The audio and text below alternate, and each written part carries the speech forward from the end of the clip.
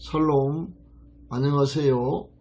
세상에 소망을 전파하는 철수 목사 TV의 김철수 목사입니다.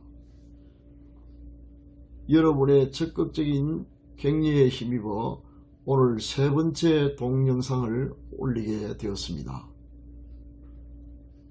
그동안 초보 유튜버가 만든 부족한 영상이지만은 애정을 가지시고 열심히 시청해 주신 여러분들께 진심으로 감사의 말씀을 드립니다.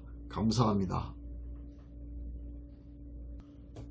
철수 목사 TV가 추구하는 바는 다양한 인생 문제로 고통받고 있는 분들에게 성경에 입각한 조언을 드리므로 그들이 소망을 품고 다시 일어설 수 있는 영적인 힘을 얻도록 격려하는 것입니다.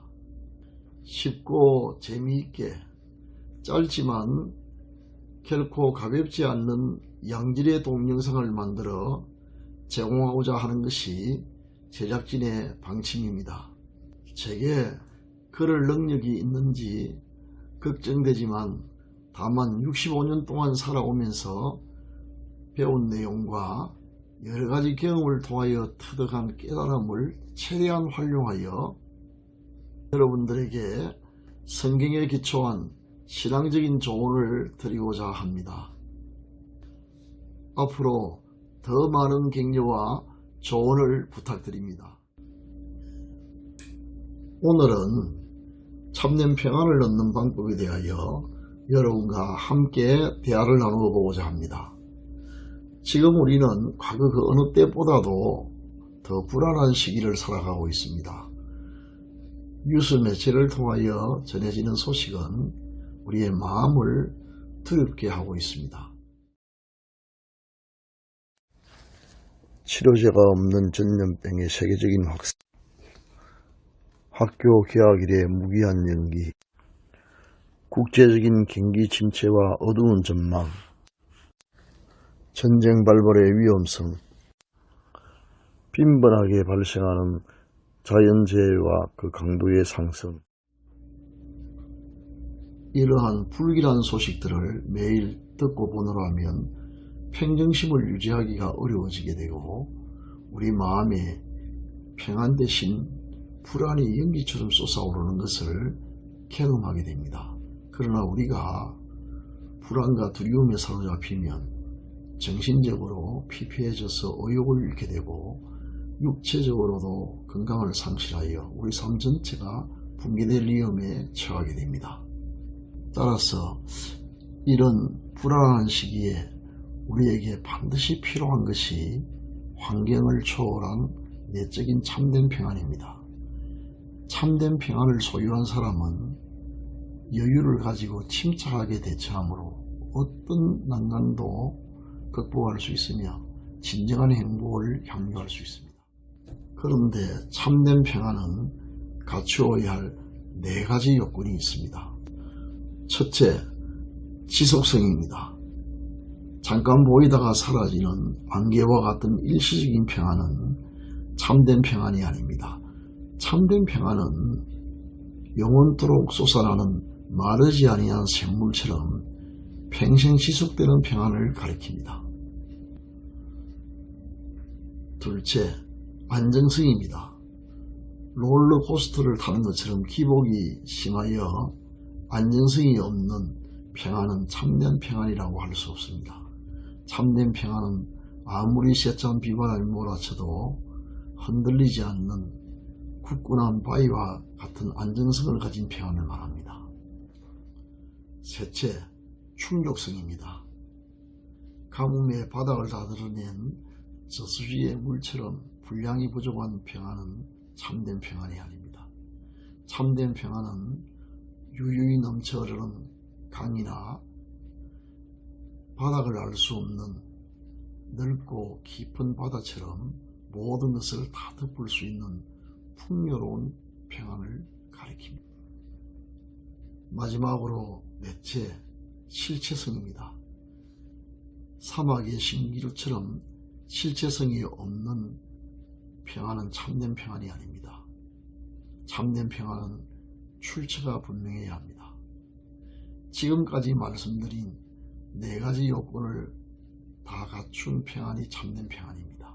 이제 참된 평안을 어떻게 얻을 수 있는지 역사적인 인물들의 사례를 통해서 알아보도록 하겠습니다.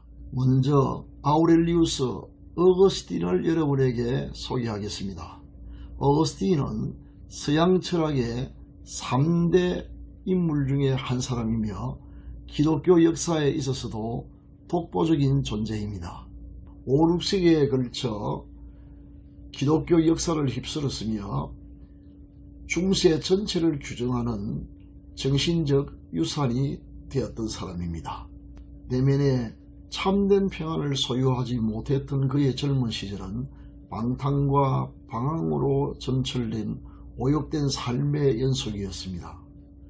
그는 영혼의 목마름을 해결하기 위해서라면 도덕성을 떠나 무슨 짓이든지 다 했습니다.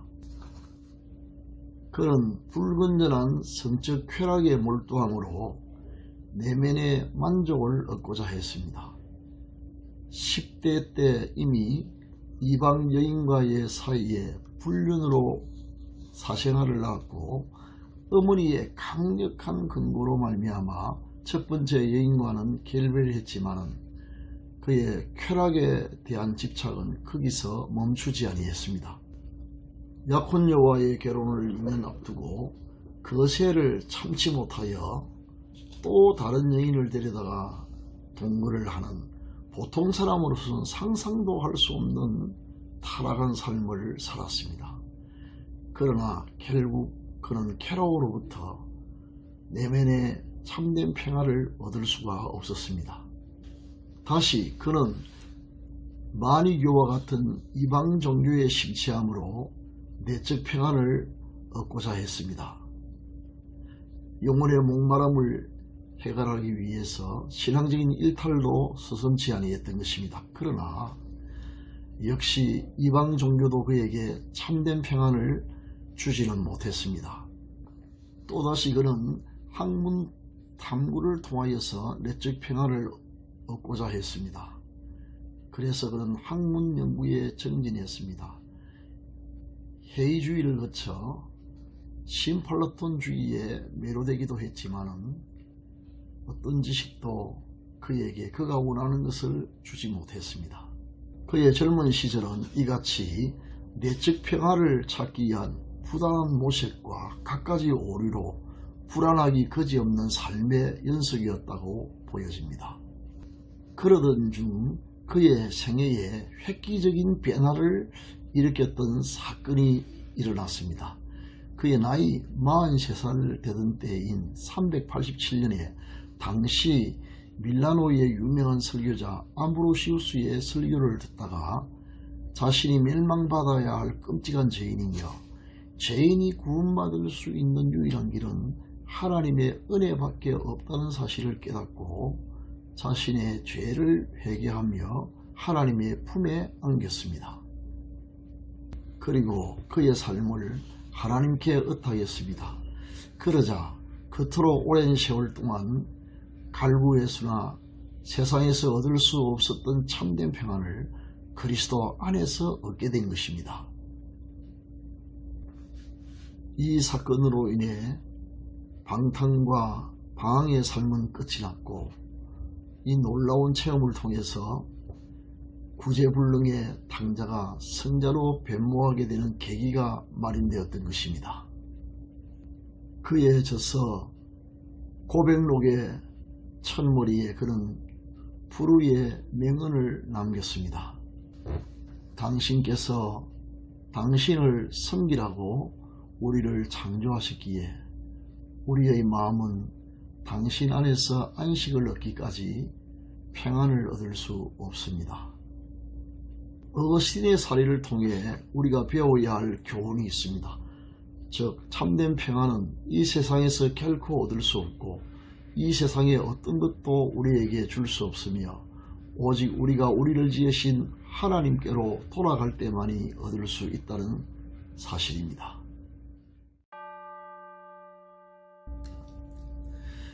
지금까지 제 동영상을 시청해 주셔서 정말 감사드립니다. 오늘은 참된 평안이 얼마나 소중한 것인가에 대해서, 그리고 참된 평안은 어떤 요건을 갖추고 있는 것이어야 하는가에 대해서 말씀을 드렸고, 마지막으로 세상에서 방황하던 어거스틴이 하나님께로 돌아옴으로 말미암아 세상에서 얻을 수 없었던 참된 평안을 얻게 된 일에 대해서 말씀을 드렸습니다. 시간 관계상 다 못 드린 말씀들이 많이 있습니다. 아쉽습니다. 다음번 동영상을 올릴 때 더 드리고 싶은 말씀들 재미있고 유익하게 준비해서 찾아뵙도록 하겠습니다. 다음번 동영상은 참된 평안을 찾은 사람들이라는 제목으로 여러분을 찾아뵙도록 하겠습니다. 그때까지 부디 건강하시고 여러분이 하시는 모든 일들이 다 형통하시기를 바랍니다. 마지막으로 성경 한 구절을 인용함으로써 오늘의 이야기를 마치도록 하겠습니다. 요한복음 14장 27절 말씀입니다. 평안을 너희에게 끼치노니 곧 나의 평안을 너희에게 주노라. 내가 너희에게 주는 것은 세상이 주는 것과 같이 아니하리라.